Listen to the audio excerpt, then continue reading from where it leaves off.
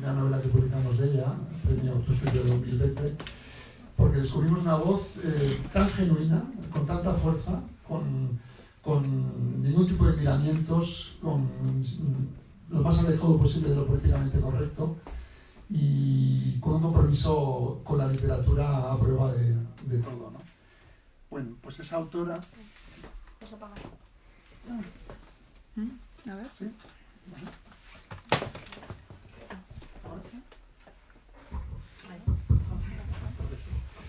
Pues con ese descubrimiento de una autora, que es una de las alegrías que nos da el oficio a los editores, publicamos esta novela que creo que lo confirma con creces. Lo confirma con creces porque creo que esta novela es incluso un poquito más arriesgada que dicen los síntomas, en el sentido de habla de una adolescencia también absolutamente, bueno, sin ningún tipo de cortapisas, con muchísima valentía, con aspectos turbadores, contado por una protagonista femenina que no tiene ningún reparo en evocar su amistad con una chica que la llevó a muchos sitios y que ella misma cruzó muchas fronteras.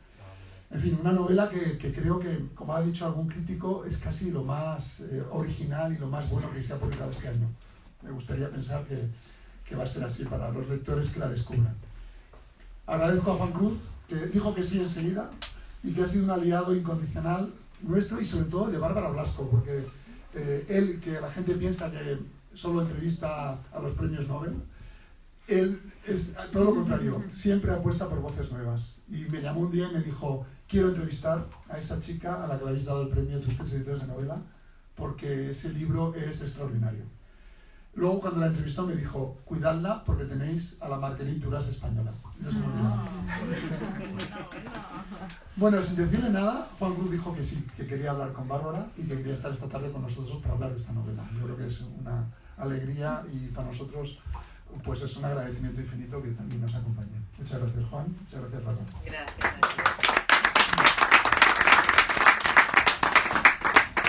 Corroboro. Hay muchos escritores en el universo por el que yo he transitado, ¿no? A mí me gusta mucho hablar con ellos y me gusta escucharlos con los latidos que tienen. Para mí el escritor no es solo el que escribe los libros, por lo menos mientras la vida dura, también es aquel al que conocemos.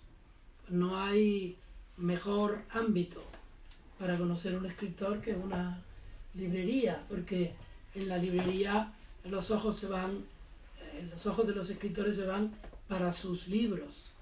Yo me he fijado hoy en Bárbara y es como en sus libros, una persona mucho más que natural. Es alguien que está buscando en lo que sucede, lo que a ella le puede importar para contar.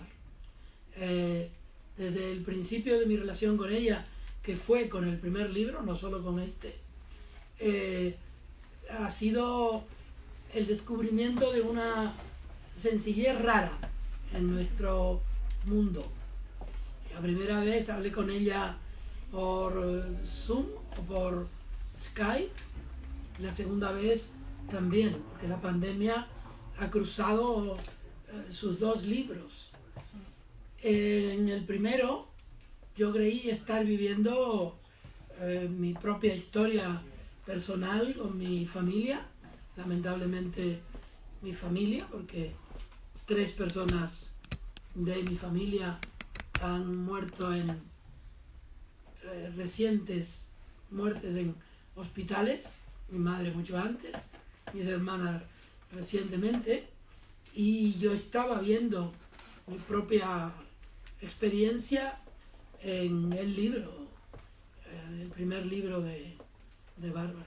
¿Cómo podía ella contar lo que a mí me pasaba si ella no me conocía, ni había vivido mi historia?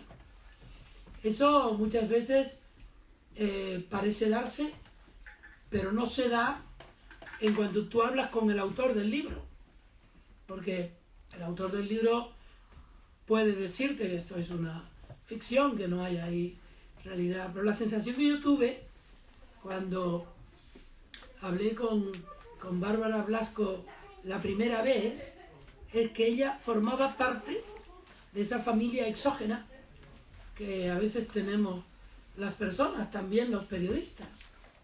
Porque los periodistas tenemos la obligación de escuchar el corazón de aquellos que están diciéndonos lo que pasa por la vida de la literatura.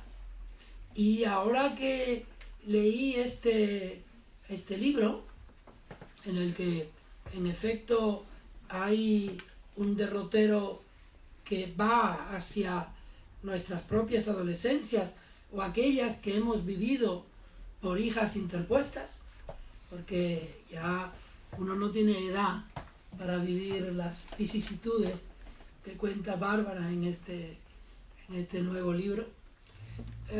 Yo he sentido que el latido contemporáneo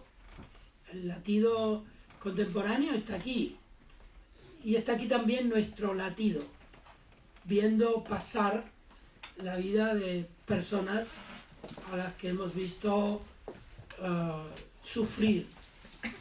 La metáfora que recorre este libro, la metáfora del tren. A mí me gustaría que tú contaras de dónde arranca la metáfora del tren. Bueno, antes que nada, de verdad, mil gracias a Juan Cerezo, a Iván también, y a Juan por las cosas que habéis dicho, que de verdad. Pero todo esto me lo escribió él. O sea, que van el sueldo, ¿no? Que si están contratados para esto. Hombre, por supuesto. Bueno, la verdad es que me pone bastante violenta estas cosas, entonces gracias, mil gracias. Luego las recuerdo y las regurgito y me encanta, pero así de entrada me da mucha vergüenza y me pone como que no sé qué hacer. Se me oye bien, ¿no? Con el micro. Bueno, dicho esto, el tren, ¿no? Yo creo que la adolescencia siempre es un tren que nos arrolla, o sea, siempre muere algo en la adolescencia. Yo digo que esto es pura ficción, pero es verdad que aquí hay dos adolescentes, una murió, una sobrevivió, una la arrolló un tren, no se sabe si se suicidó o fue un accidente, pero yo digo que yo soy las dos, que una murió, una parte de mí murió, la que perdió la inocencia y murió definitivamente, y la otra pues sobrevivió, ¿no? Creo que es la etapa más terrible, ¿no? de la vida, porque yo creo que todo es infancia en el fondo, luego ya es memoria, luego ya vamos regurgitando otra vez todo lo que vivimos, ¿no? en la infancia, y ese momento en que se tuerce el alambre y ya no va a recuperar su posición original, pues es precisamente la adolescencia. Pero bueno, tampoco hay que ponernos tan dramáticos, todos superamos la adolescencia y podemos pasarlo bien también, es verdad. Es verdad que en el libro se pasa muy bien y hay muchas historias a las que uno le hubiera gustado unirse, ¿no? Y vivirlas con las protagonistas o con la protagonista de la novela. Pero está el alambre. ¿De dónde viene esa metáfora? La metáfora del alambre. Bueno, fue porque me explicaron de verdad una vez, hace muchísimos años, y se me quedó, ¿no? Esa idea de que tú coges un alambre, lo tuerces y luego intentas ponerlo recto y es imposible. O sea, él solo se tuerce. Y entonces me parecía que esa inercia o esa imposibilidad de recuperar la rectitud, la inocencia, pues que expresaba bien esa idea de la adolescencia, ¿no? Cuando se tuerce el alambre. Es legítimo pensar que hay espacios de tu vida en este libro. Es muy legítimo, yo siempre pongo cositas de mi vida, claro que sí, voy dejando ahí rastros. Me parece imposible no escribir de la propia vida, ¿no? Aunque uno haga ciencia ficción, pero la literatura está conectada con la vida. ¿De dónde va a salir si no? De la vida, ¿no? De lo que a uno le preocupa, de sus obsesiones, de sus contradicciones que no puede aceptar, ¿no? Que no puede digerir, claro que sí. Pero es verdad que es ficción también. O O sea, que yo cojo pues anécdotas que sí, material, que es una palabra que nos gusta mucho. Cojo pues anécdotas que han sucedido parecidas y las mezclo, las ficciono, las termino de otra manera según las leyes de la ficción, porque sí que es verdad que toda ficción cumple esas leyes, aunque sea una historia, aunque sea un diario, ¿no? Aunque sea una historia autobiográfica, al final se pliega a las leyes de la ficción. Y he comentado alguna vez que sucede un hecho absolutamente asombroso, y es que yo ahora, después de haber trabajado esta novela, yo he intentado volver a mis recuerdos de entonces y resulta que se parecen ahora a los de la novela. O sea, es como si me hubiera sucedido eso. Entonces digo, a ver, ¿qué está pasando aquí? Pero es verdad que están más cerca de la verdad, porque la memoria también es mentira todo, ¿no? Es decir, es una forma de hacer ficción. La memoria, vamos cortando, pegando, ahora aquí, ahora allá, ahora recuerdo las cosas de una manera. O sea, yo siempre digo que todos somos escritores, porque todos estamos construyendo la historia de quienes somos, ¿no? Nuestra propia identidad, uniendo recuerdos de aquí, de allá, transformándolos, haciendo ficción en el fondo. Somos pura ficción. Pero es imposible no imaginar, o sea, cuando yo leo tu libro, yo no me fijo en esta chica, sino en Bárbara Blasco de verdad. Es imposible no sentir, y además creo que es así, como es saludable leer los libros, imaginar que tú estás en ello e incluso sentir, como pasaba con tu libro anterior, sentir que a lo mejor te tenemos que ayudar me tenéis que ayudar todos porque a estoy muy superar mal. algunos acontecimientos. Económicamente, si queréis, también me podéis ayudar. Bueno, pero la editorial comprando en los libros. Paga bien, ¿no? Paga bien. Sí. Es verdad que sí, religiosamente y generosamente, y te invitan a cenar y sí, me tratan muy bien. Cuéntanos de ti, entonces. ¿Por dónde empezamos? Empieza por lo que tú nunca has contado. Ostras, tú. Si hablamos de adolescencia, puedo contar, pero sí que lo he contado alguna vez, pero no públicamente, tal vez. Bueno. Que para mí fue la etapa más complicada de mi vida y he pasado cosas. Que he pasado un cáncer, he pasado cositas, ¿no? Pero la adolescencia muchísimo peor. Porque me quedé sin palabras. Yo no sé qué me pasó. Con 15, 14, 15, 16 me bloqueé de tal manera, tuve una depresión y me quedé sin palabras. O sea, no había una correspondencia entre las cosas, entre todo lo que había en el mundo y el lenguaje. No podía leer, no entendía lo que decían los libros, dejé de estudiar. O sea, fue un pozo muy oscuro. Por eso creo un poco, siempre digo que a mí la ficción me ha devuelto a la realidad, poco a poco, ¿no? O sea, que trabajando un poco lo literario he accedido a la realidad. No sé, siempre hablo de lo mismo, la realidad. Estas cosas. Depresión, ¿te vale lo regular o qué? ¿Qué saco de la manga que me ha contado? La realidad es una ficción, decías antes. No, para mí la realidad sí, puede ser, pero yo en esto me voy a contradecir todo el rato. Yo creo que está bien distinguirlas, ¿no? Aunque la frontera no esté clara, pero sí, tampoco soy tan postmoderna y tan guay que voy a decir, oh, eso, realidad, ficción, no existe la diferencia, no. Pero sí que muchas veces no está donde creemos, ¿no? O sea, para mí la realidad está más allá de la ficción.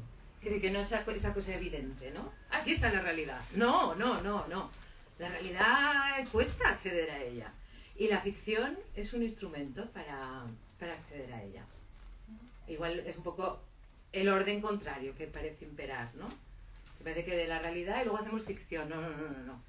Vivimos mucho en una ficción y a través de ella, si la trabajamos bien, igual llegamos a conocer alguna realidad.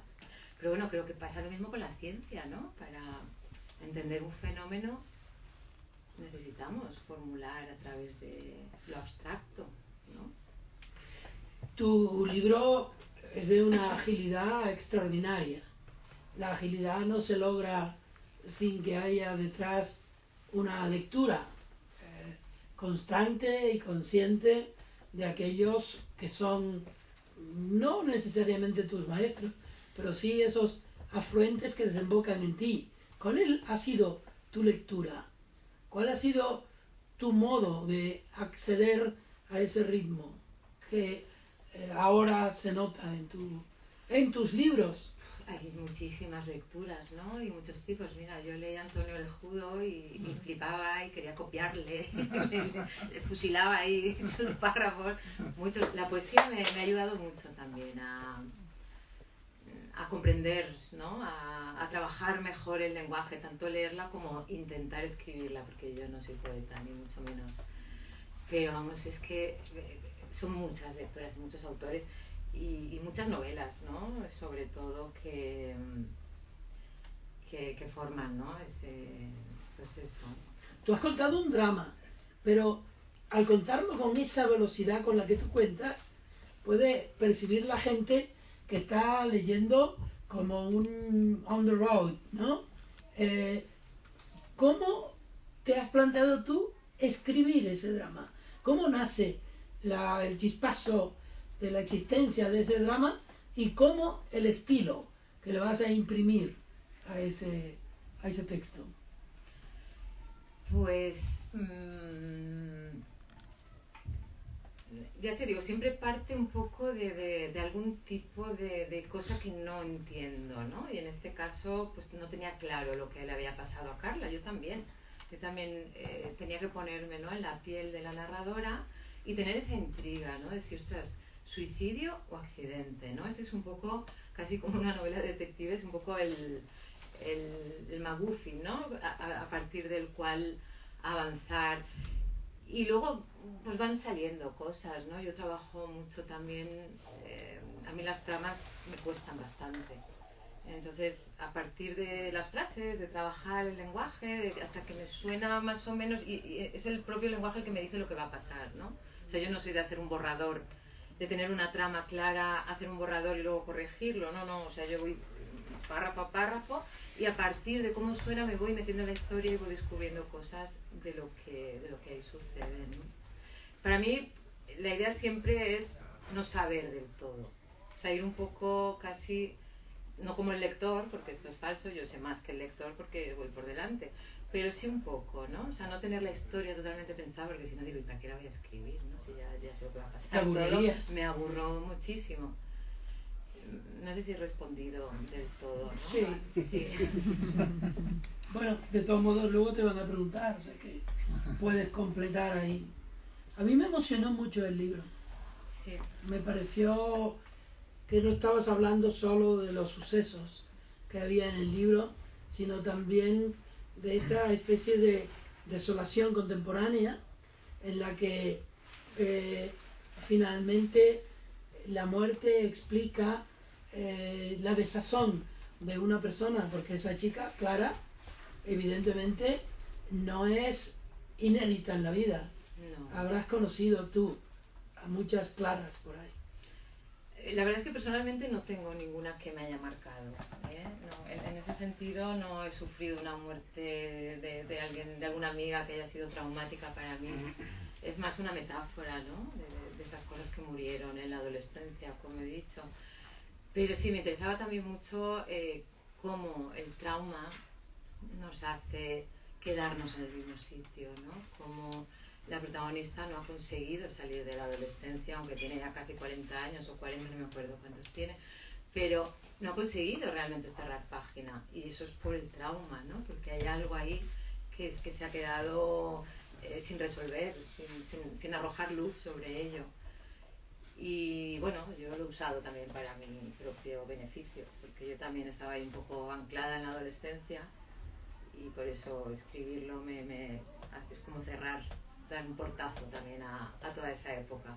Pero hay algo en lo que me parece magistral la novela, que es que cuando el alambre se rompe y viene la metáfora tan reiterada del tren, no hay alaracas ni grandes subrayados, es lo que es y llega en el momento en que tiene que llegar. Y luego incluso después ya no hay una referencia que lo agrande, ¿no? Hay como una sencillez dramática, una dramática de la sencillez. Estoy pedante, perdido, pero... No. Sí, yo creo que a veces tiene más efecto, ¿no? En vez de acercarse y ponerle un foco, creo que funciona más tomar cierta distancia, ¿no? Para que el lector se implique más. Creo que puede parecer al contrario, pero no necesariamente. Y luego aparte hay un poco de pudor también, ¿no? Es decir, pues la muerte, el no querer caer, ¿no? En esta cosa fácil del morbo. ¿Cómo sentiste tú? ¿O qué sentiste tú cuando lograste, por lo que yo deduzco, de pronto ese descubrimiento? Aquí es donde está, digamos, el remate o la gran metáfora de la historia. ¿Cómo se siente un escritor ante un hallazgo así? Bueno, yo creo que siempre hay que tener cuidado con las revelaciones, porque pueden estar bien y pueden ser la gran cagada. Yo he tenido revelaciones que luego he dicho, pues eso era una mierda, ¿cómo lo dejaste ahí? Y yo las sentí exactamente igual que las que me parece que pueden funcionar. O sea que, bueno, sí, es verdad que hay cosas que te vienen, todos los que escribimos lo sabemos, ¿no? Que son como un fulgor, ¿no? Una iluminación que te viene, te despiertas un día y dices, tiene que ir por aquí, tiene que pasar esto. Yo pensaba, Virginia se tiene que acostar con el extraño, esto no lo voy a decir porque es spoiler, ¿vale? Pero de pronto te viene y lo tienes que poner así. Como no sabes de dónde viene, pues lo aceptas casi mejor que lo que tú vas trabajando. Ha llegado a pronunciar una gran metáfora de las palabras que decía un paisano tuyo, Berlanga, la gran cagada. ¿Cómo se va a llamar ese libro? La gran cagada. Apunta el título, apunta, Bueno, no, ya él lo dijo. Para el próximo. Ya él lo dijo. Mira, cuando yo no hace obra maestra, yo hago la gran cagada. Pues, ¿por qué no? Tu libro merece muchos subrayados por la escritura y por lo que significa la escritura a lo largo del libro, los hallazgos del lenguaje que tú aludías antes. Yo apunté aquí algunas cosas y otras las subrayé. Yo apunté esta pregunta: ¿cuánto de tu vida hay en esta novela? 67,5. Está toda mi vida. O sea, esto a mí me ha pasado, pero es que no me ha pasado. Me ha pasado y es ficción. Pero, claro, es mi forma de ver el mundo, entonces es lo que pienso de muchísimas cosas. Ya digo que hay mucho. Pero si alguien busca algún dato biográfico, no he sido nunca cantante de orquesta, no se me ha muerto una amiga, no me ha pasado nada de eso, nada. O sea, creo que nada hay. Entonces... No buscaba eso. Lo que yo buscaba era lo que ya llevas diciendo en algunas otras respuestas, que en efecto estás contando una vida ajena, pero ¿cuánto de esa vida ajena es tuya? Has dicho 66. No está mal, 66%. Con 5, ¿no? Con 5. 65, sí, con 5. ¿Está bien? Un churro torcido como nuestra historia, torcido como un alambre usado, imposible ya de enderezar. La adolescencia es como ese momento en que se tuerce el alambre. ¿Cómo es ese momento? Esto creo que lo hemos dicho ya 2 veces, porque aquí nos ha enterado. Sí, pero está subrayado aquí. Es el momento Página que se 110. tuerce el alambre. Si alguien sale de aquí sin saberse la metáfora. Sí, bueno, esa idea, ¿no? De la pérdida de inocencia para mí es la adolescencia, ¿no? El creerse que uno va a descubrir un mundo que está lleno de esperanza y de libertad y de ganas de hacer todo, y luego pues no es lo que era. También me interesaba un poco la época. Quiero decir que es muy difícil separar la historia personal de la historia social. Pero en este caso me parece que coinciden, ¿no? Los 80 y ese deseo de libertad, de creernos de verdad que podían pasar muchísimas cosas maravillosas, y luego la realidad, ¿no? de los años siguientes. Entonces, bueno, pues... Los 80 y Valencia. Sí, los 80 y Valencia. Mucha gente conoce la ruta del bacalao, lo digo siempre, y no conoce la movida valenciana, igual que aquí hubo una movida madrileña muy creativa y muy chula. En Valencia hubo una movida sobre todo musical en los años 80, justo antes de la ruta del bacalao, que es la que viven mis protagonistas antes de que Carla muera, que es un poco también una metáfora, ¿no? De que mueren las guitarras, muere la melodía y entonces llega la música máquina. Pero sí, estaba una discoteca, Barraca, y había Jorge Albi, Carlos Simón, que traían música del Reino Unido lo más de lo más de lo más que en ninguna parte de España, ¿eh? O sea, era la vanguardia y oíamos música maravillosa. Y todo eso duró muy poquitos años. Entonces ya enseguida la ruta, el bacalao se lo comió todo de la ruta, ¿no? Que era mucho más, pues, no sé, para mí mucho menos interesante, ¿no? Drogarse, drogas sintéticas y el chumpa chumpa, desaparecieron las tribus, desapareció el color en las discotecas, la gracia, la creatividad, ese tipo de diversión, ¿no? ¿Tú eres consciente de que has escrito mucho más que una historia, por así decirlo, de la carretera? Que hay aquí un mensaje interior tuyo que a lo mejor es el principio de otras historias, como si tú te estuvieras diciendo a ti misma cosas para después. Sí, yo creo que eso lo hacemos todo el rato cuando escribimos, ¿no? Parece que las historias se conectan también, o sea, no se acaban en un libro y siempre quieres decir más y siempre piensas que nunca has dicho todo lo que querías decir ni cómo lo querías decir. Entonces, en ese sentido, claro, ¿no? Que hay por ahí capas que todavía se podrían trabajar en otras novelas. Dice, es bueno comprender lo inane de la propia voluntad y no seguir engordando la culpa, no seguir añorando la rectitud en vano.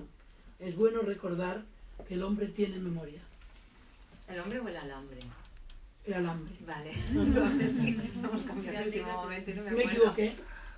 No pasa nada, Juan. ¿No pasa nada? Con todo lo que has dicho tan bonito te puedes equivocar, pero lo que quieras. Puedes cambiar el libro. Sí, es otra vez lo mismo, ¿no? Un poco la cosa de este personaje al final se siente culpable por no haber podido ayudar a su amiga. Es un poco la culpa del superviviente, ¿no? Y por no haber podido mantener esa inocencia, no haber podido mantenerlas a salvo, ¿no? Dices muchas veces una expresión, la chica sin porvenir. También puede ser la época sin porvenir, porque parecía como que uno bajaba al baño del Coq en Madrid y a lo mejor no había porvenir al volver, porque eran tiempos en que había la sustancia de morir y parecía una sustancia feliz, indecente pero feliz, ¿no? Sí, hay cosas, yo no soy nostálgica al punto de que todo lo anterior, ¿no? De los 80 fueron maravillosos, no. Hay cosas buenas, cosas malas, pero sí que me gusta un poco esa... cómo veíamos la vida un poco en aquellos años, un poco más negra, un poco, aunque parezca que hoy no, que los jóvenes no tienen futuro, pero la vida se pinta como algo estupendo y fantástico y entonces no, o sea, entonces el sufrimiento cabía muchísimo más en nuestras vidas y eso me gusta, o sea, me gusta, ¿no? Los que hemos vivido esa época yo creo que tenemos esa capacidad. El fracaso hoy es mayor, ¿no? Creo que hay una idea, ¿no? Ahora de lo que es la vida que es algo muchísimo más falso y que deja el sufrimiento de lado cuando todos estamos pues, bastante jodidos, ¿no? En algún momento y la vida es muy difícil de llevar. Pero parece que esa ficción se lleva ahora, ¿no? Entonces no teníamos eso, entonces eras un desgraciado, eras español y los españoles no ganaban nada, ni al fútbol ni a nada, así, pues ya está, pues te aguantas y pásatelo bien como puedas y emborráchate o drogate. Ahora parece que tenemos como las expectativas muy altas y está bien porque hacemos muchas más cosas, ¿no? Y hay muchos más caminos que se pueden abrir, y está Nadal, y hay mucha más gente. Nadal ya no está. Bueno, pero viene otro. Alcaraz, sí se va Nadal, viene Un Alcaraz. murciano viene. Sí, pero ya te digo que tenía también su parte bonita esa, ¿no? El ser unos mierdas y no esperar nada, que nadie esperara nada de nosotros. ¿Qué es lo más jodido de este momento? Vuelve a ser personal. Yo ahora estoy bastante contenta. Hoy aquí estoy súper contenta, entonces tengo que pensar un poco. Pero bueno, la precariedad evidentemente, ¿no? Yo creo que si algo se ha degradado en los últimos tiempos ya llevamos años, es el trabajo. La calidad del trabajo es una basura ahora, ¿no? Y esto nos afecta mucho. Y luego cierto individualismo también. A mí me desagrada un poco a veces. En gente más joven, que veo más acentuado eso, ¿no? Un poco de egoísmo, tal vez. Dices, exactamente, dijo, lo único que voy a echar de menos de este cochino mundo es la música. Y lo hizo sonriendo, serena, sin aludir para nada a mi persona. Eso es la madre, que es un poco cruel. Sí, sí. Sí, está tratada un poco así de refilón la historia, por no hacer tanto drama. A veces dices, ostras, realmente el drama de las personas siempre es una sucesión de desgracias. O sea, cuando te viene una es muy difícil que te venga otra y luego otra. Pero claro, al ir a contarlas, si empiezas a contar todo lo terrible, al final eso es un culebrón venezolano que no hay que lo aguante, ¿no? Entonces hay veces pues que pasas un poco, ¿no? Pero claro, hay un drama ahí, ¿no? De esa madre pues que tiene una enfermedad mental y la hija que vive sola con ella, ¿no? Y que no tiene más, no tiene nadie más. Por eso tiene esa relación tan estrecha con Carla. Probablemente la adolescencia convoca la escritura de los que ya no son adolescentes, porque es como la presencia que sigue viva de un abismo que no te puedes explicar, ¿no?